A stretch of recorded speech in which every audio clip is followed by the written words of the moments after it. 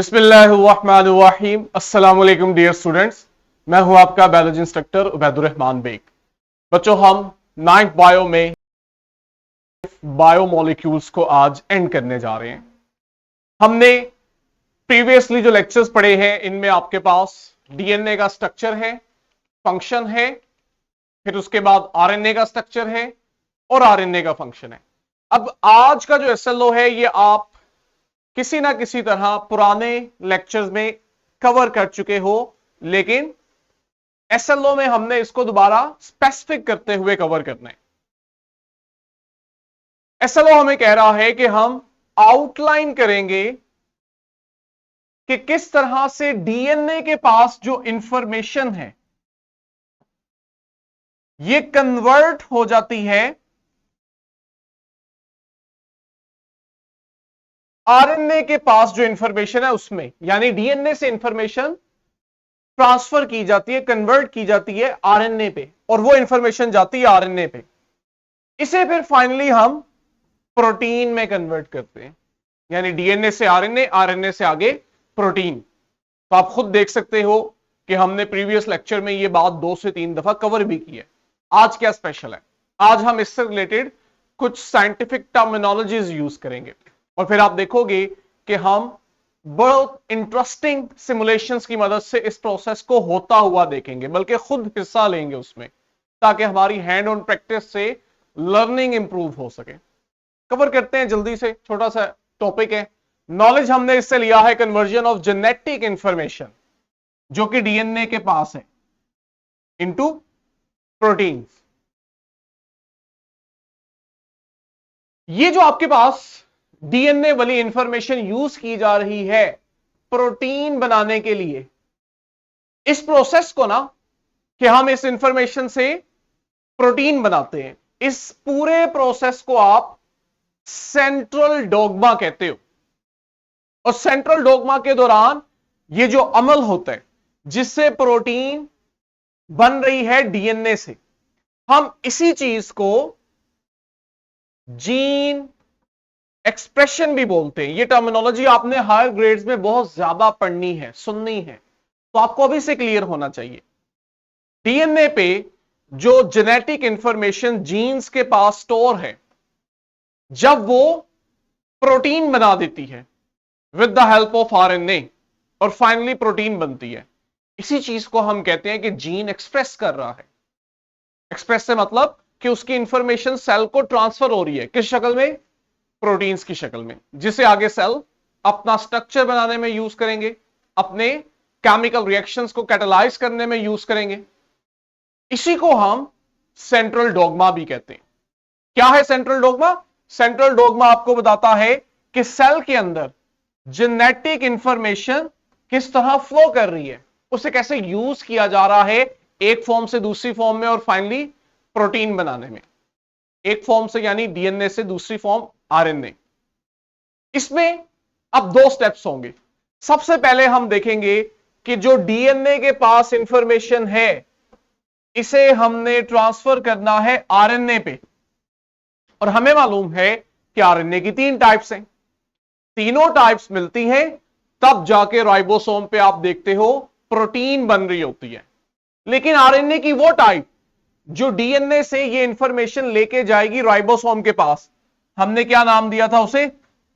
Messenger RNA. तो सबसे पहले डीएनए के 2 स्ट्रैंड्स अलग होंगे, उनमें से जो एक स्ट्रैंड है उसके सामने आप देखोगे आरएनए बनेगा, यानी डीएनए वाली इंफॉर्मेशन उस आरएनए पे ट्रांसफर होगी। ये जो मैसेंजर आरएनए डीएनए से बना, इस प्रोसेस को आप कहते हो ट्रांसक्रिप्शन। ठीक हो गया? तो सेंट्रल डोग्मा का जो पहला स्टेप है डीएनए से आरएनए का बनना, it is called transcription. Next step में अब आप देखोगे ये आरएनए बाकी दोनों आरएनए की टाइप्स के साथ, ट्रांसफर आरएनए और राइबोसोमल आरएनए, इनके साथ राइबोसोम पे इंटरेक्ट करेगा, और फाइनली जो इसके पास इंफॉर्मेशन आई है डीएनए से उसको यूज करते हुए राइबोसोम प्रोटीन बनाएगा।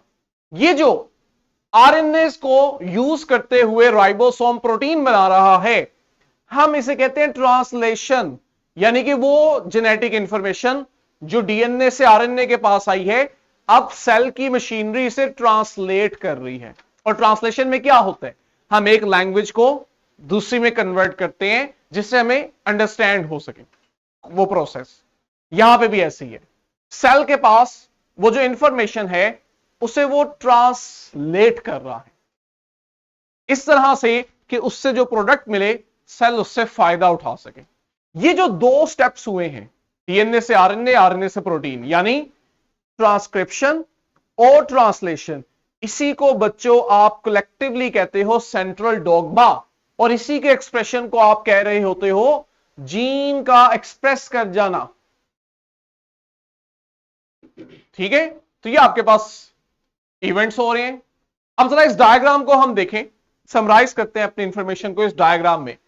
डीएनए जो जेनेटिक इंफॉर्मेशन को कैरी करता है, हम देखते हैं कि न्यूक्लियस के अंदर इससे एक सिंगल स्ट्रैंडेड आरएनए बनते हैं, जो कि पहला स्टेप ट्रांसक्रिप्शन। वो फिर मैसेंजर आरएनए न्यूक्लियस से होता हुआ सेल के साइटोप्लाज्म में आता है। साइटोप्लाज्म की स्पेस कम है, हम बाहर लाके उसको ऑब्जर्व करने लगे हैं। ये जाएगा सेल की मशीनरी राइबोसोम के पास। राइबोसोम इस मैसेंजर आरएनए के ऊपर जो मैसेज है उसे रीड करेगी, और ट्रांसफर आरएनए इस मैसेज के अकॉर्डिंग अमाइनो एसिड लाके राइबोसोम को देंगे। राइबोसोम का काम है ये जो आने वाले अमाइनो एसिड्स हैं जो एक एक करके इसके पास आ रहे हैं, इन्हें जोड़ के एक चेन बना दे।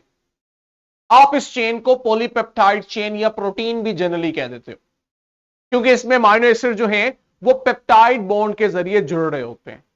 और इस तरह आरएनए से प्रोटीन बनती है जिसे आप ट्रांसलेशन बोलते हो, और इस ओवरऑल इसे आप सेंट्रल डोग्मा और जीन एक्सप्रेशन कहते हो। ये मैंने कुछ लिंक्स दिए हैं, अभी हम इन सिमुलेशंस को यूज करेंगे, लेकिन पहले कंक्लूड करते हैं अगली स्लाइड को भी। ये ले जी, सेंट्रल डोग्मा किस चीज को एम्फसाइज करता है, कि क्या चीज हमें हाईलाइट करता है?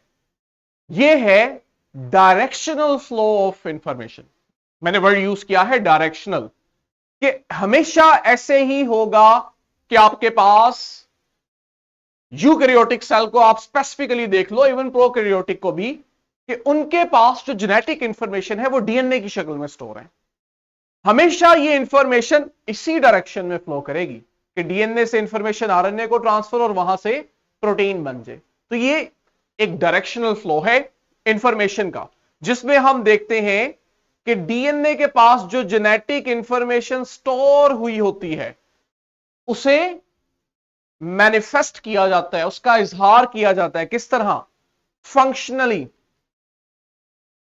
और वो फंक्शनल मैनिफेस्टेशन के नतीजे में क्या होता है, हमारे पास कोई ऐसी चीज आती है जो सेल के लिए फायदेमंद है, इसे हम प्रोटीन बोलते हैं।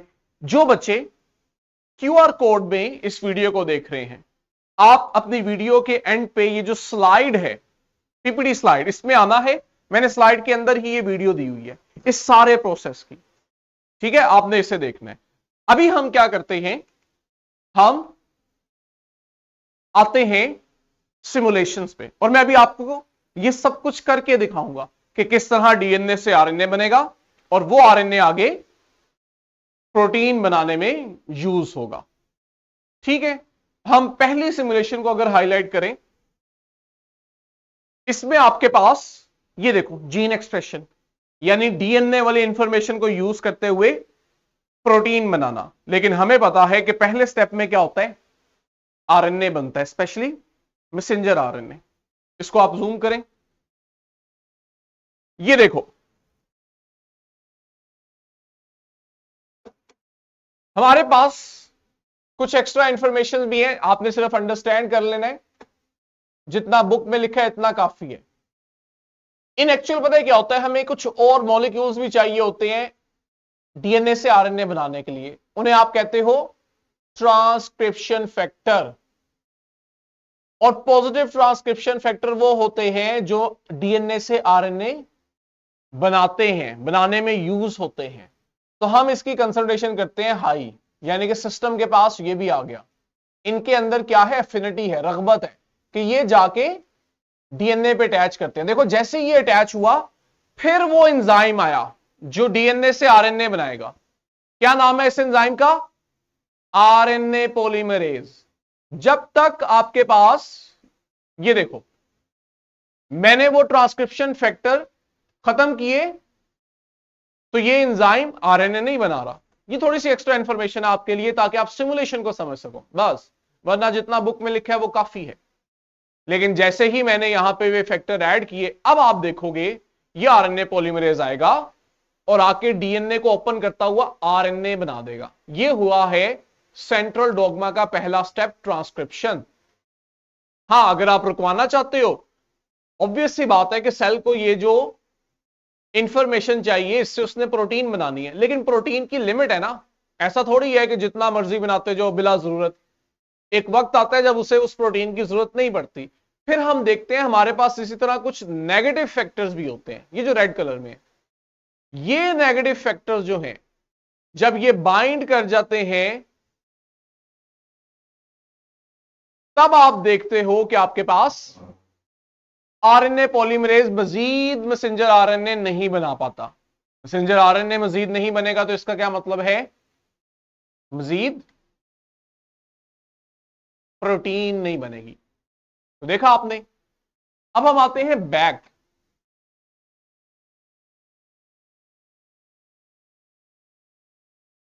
और जहां पे वो एक्सप्रेशन लिखा था ना, इस एक्सप्रेशन को भी अंडरस्टैंड करते हैं। ये देखो, अब यहां पे आपके पास सेकंड स्टेप होने जा रहा है। जब हमने अंडरस्टैंड कर लिया कि आरएनए बन गया है, अब हम देखेंगे इससे प्रोटीन कैसे बननी है। ये देखो मेरे पास वो फैक्टर्स दे दिए हैं।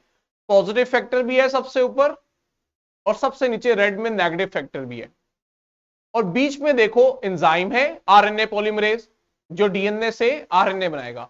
और ये देखो राइबोसोम है, जो इस आरएनए को यूज करते हुए प्रोटीन बनाएंगे।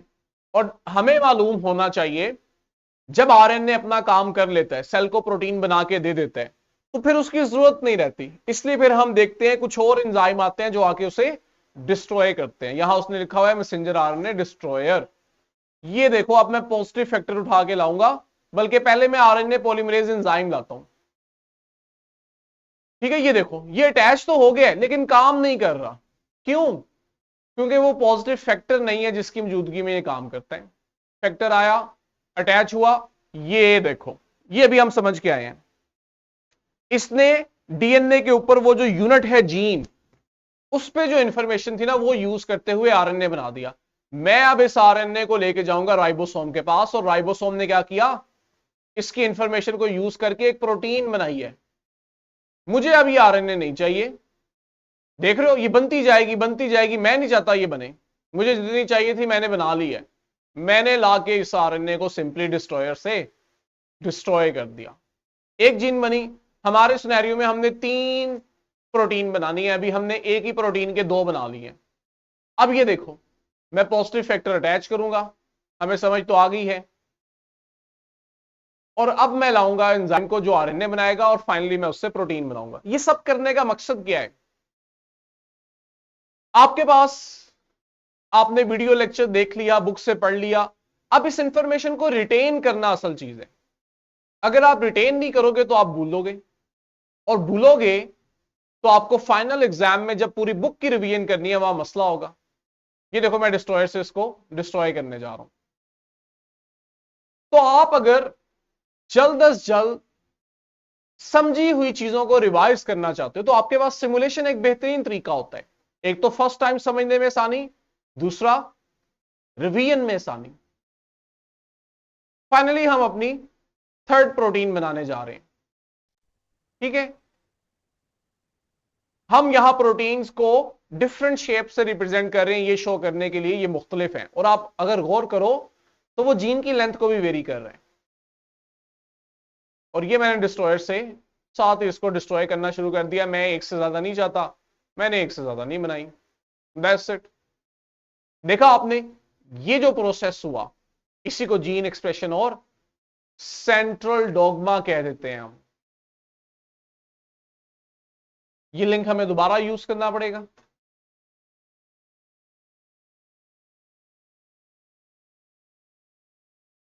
ये आपके पास वीडियो है, हम अभी स्टार्ट नहीं करते, यही सब कुछ रिपीट हो रहा है।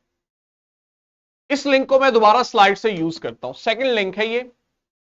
असल में ये चूंकि फ्री हम यूज कर रहे हैं तो उसने हमें टाइम लिमिट दे दिया कि भी 5 मिनट के बाद आपको ये दोबारा यूज करना पड़ेगा, दोबारा से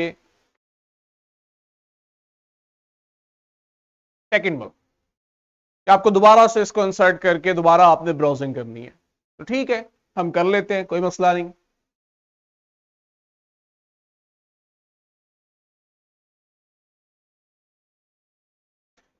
ये बड़ी इंटरेस्टिंग है, इसमें मैं आपको अभी आरएनए बनाना दिखाता हूं।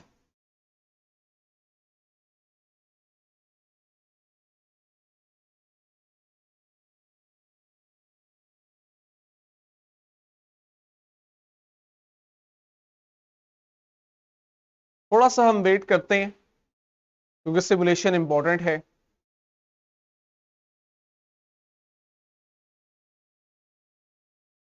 ईमेल पे आपके पास कंफर्मेशनल ईमेल आई है, उसको आप अगर कंफर्म करेंगे, लेकिन ये डिस्टर्ब करेगा हमें। इसको अगर हम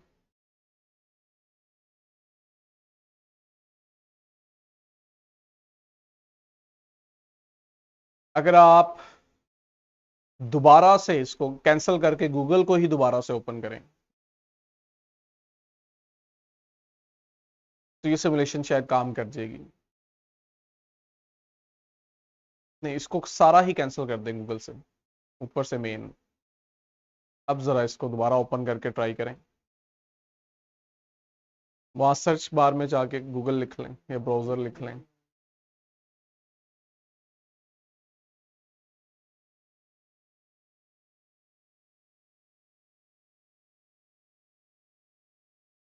चलो बच्चों, आपने इस सेकंड सिमुलेशन को ना यूज करना, ये बड़ी इंटरेस्टिंग है।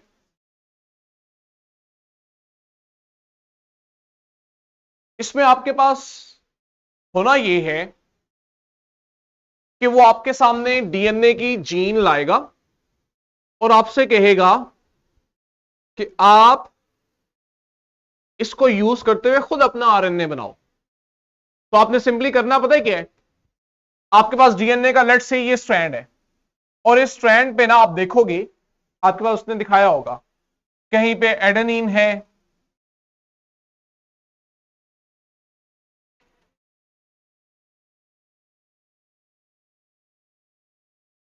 कहीं थायमीन होगी, साइटोसिन होगी, गवानीन होगी, और साइड बार पे उसने आपको एक एक न्यूक्लियोटाइड अलग अलग दिया हुआ है। आपने खुद उन न्यूक्लियोटाइड्स को पिक करना है और उनके कंप्लीमेंट्री न्यूक्लियोटाइड के सामने लगाते जाना है। ये अब डीएनए का स्ट्रैंड है, इसके सामने जो आप न्यूक्लियोटाइड ऐड करोगे ना उससे आरएनए का स्ट्रैंड बनेगा। तो हमें मालूम है कि जब डीएनए पे एडेनिन हो तो उसके सामने जो आरएनए बन रहा होता है, यहां पे यूरेसिल आती है, ठीक है। थायमीन के सामने एडेनिन, साइटोसिन गवानीन के सामने, और गवानीन साइटोसिन के सामने। इस तरह आप क्या करोगे, अपना ये सिंगल स्ट्रैंडेड आरएनए खुद बनाओगे। ये इंपॉर्टेंट है, ठीक है। लेक्चर को, चैप्टर को हम यहां कंक्लूड करते हैं। ये कंसेप्चुअली ये पॉइंट्स जो हैं ये फर्स्ट टाइम ऐड किए गए हैं। सेंट्रल डोगमा क्या चीज है, पहले आप देखते थे ग्रेड 12 के बच्चे को जाके इस टर्मिनोलॉजी का पता लगता था। तो नए करिकुलम में ये बहुत मुस्बत चेंजेस आई हैं। आपको बेसिक लेवल पे 9th में ही इन टर्मिनोलॉजीज को इंट्रोड्यूस करवा दिया गया ताकि आप हायर ग्रेड्स में जब जाओ तो आपके लिए उन कंसेप्ट्स को ब्रॉडली स्टडी करने में, डेप्थ में जाकर स्टडी करने में आसानी रहे। आपने वीडियो लेक्चर में डिस्क्रिप्शन के साथ पीपीटी और क्वेश्चन बैंक पे ज्यादा से ज्यादा प्रैक्टिस करनी है ताकि हम एसएलओ बेस्ड एग्जाम के लिए अच्छे से तैयार हो सकें। नेक्स्ट लेक्चर में हम नेक्स्ट चैप्टर के साथ मिलेंगे, तब तक के लिए बच्चों अल्लाह हाफिज।